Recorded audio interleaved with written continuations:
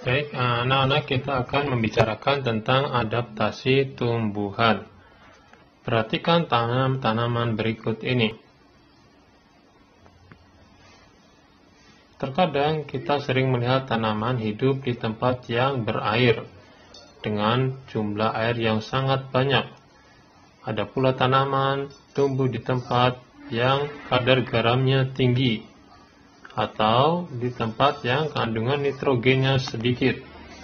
Bahkan, kita sering melihat juga tanaman yang hidup di tempat yang sangat kering dengan kandungan air yang hampir tidak ada.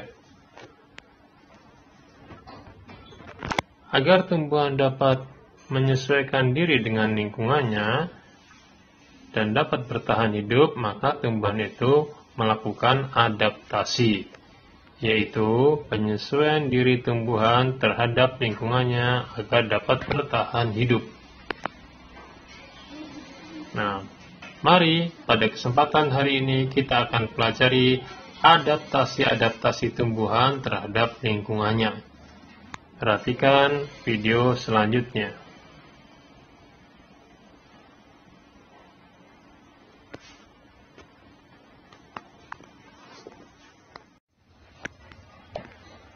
Baik, contoh yang pertama adalah tanaman kaktus.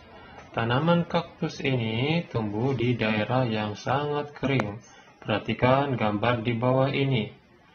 Mari kita lihat, ternyata kaktus itu hidup di daerah yang sangat panas, kemudian daerah situ juga sedikit air, dan sangat kering.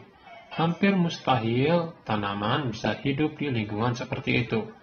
Tanaman yang hidup di daerah kering dan panas disebut juga tanaman xerofit. Agar kaktus itu dapat hidup dengan baik, maka kaktus itu harus melakukan adaptasi, yaitu penyesuaian diri tumbuhan terhadap lingkungannya. Adaptasi yang dilakukan oleh tumbuhan kaktus yaitu pertama, tumbuhan kaktus mempunyai akar serabut yang sangat banyak dan sangat panjang. Akar serabut yang banyak dan panjang ini berfungsi untuk mencari air menuju sumber-sumber air, sehingga kaktus dapat memenuhi kebutuhan akan air. Selain itu, batang tumbuhan kaktus juga berbentuk seperti spons dan berlapis lilin. Dengan batang yang seperti spons, maka batang tersebut mampu menyimpan cadangan air. Dan lapisan lilin yang ada di sekeliling batang itu akan mencegah terjadinya penguapan air dari batang menuju ke udara.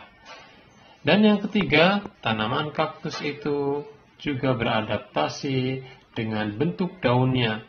Bentuk daun kaktus seperti duri. Daun merupakan tempat terjadinya penguapan air dari tumbuhan. Nah, untuk mengurangi penguapan, maka daun kaktus berbentuk kecil, bahkan berbentuk seperti duri. Dengan kecilnya itu, maka penguapan dapat dicegah. Itulah adaptasi yang dilakukan oleh tumbuhan kaktus.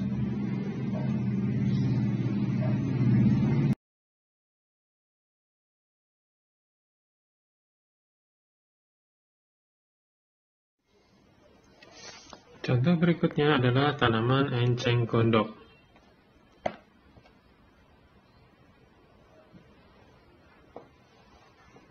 Perhatikan tanaman enceng gondok berikut ini.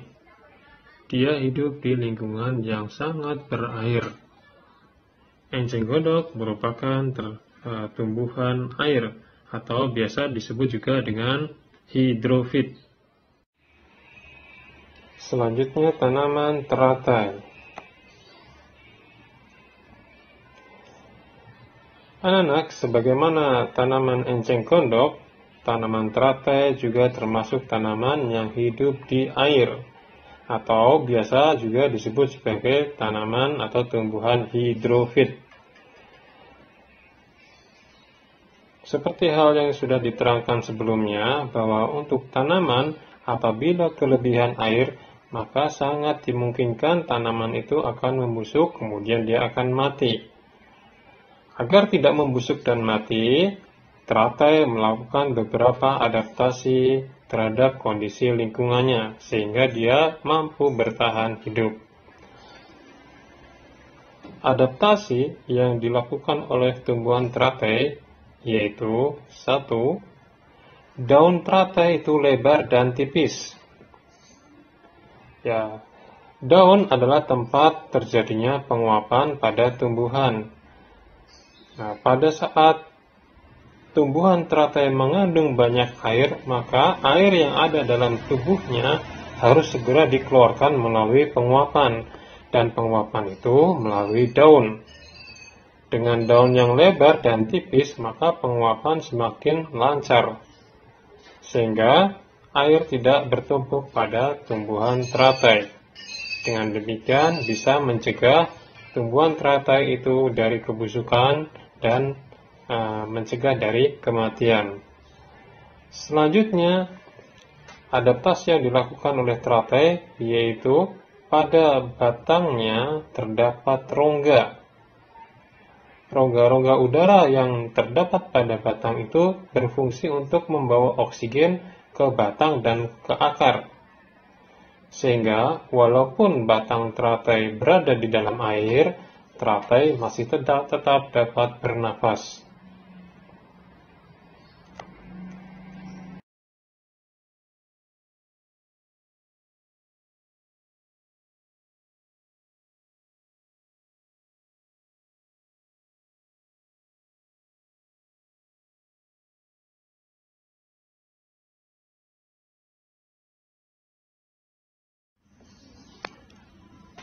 Contoh tumbuhan yang beradaptasi berikutnya adalah tumbuhan bakau.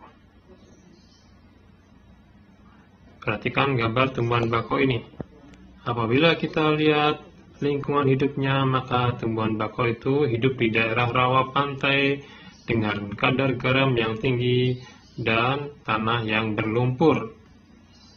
Sehingga kondisi lingkungannya adalah kondisi yang terlalu banyak air dan kandungan oksigen dalam tanah sangat sedikit. Agar dapat bertahan hidup, tumbuhan bakau melakukan adaptasi-adaptasi berikut ini. Yang pertama, untuk mendapatkan oksigen, maka tumbuhan bakau mempunyai akar napas. Perhatikan gambar akar napas berikut ini. Akar napas adalah akar yang muncul keluar permukaan tanah dengan di atas permukaan air dengan ujung yang dapat menghirup oksigen, sehingga dengan adanya akar napas ini tumbuhan bakau tidak kekurangan oksigen. Yang kedua, untuk mengatasi kadar garam yang sangat tinggi, tumbuhan bakau mengumpulkan kandungan garam yang ada dalam tubuhnya ke dalam daun-daun yang sudah tua, kemudian mengukurkan daun-daun tersebut, sehingga kadar garam dalam tumbuhan bakau dapat stabil dan terjaga.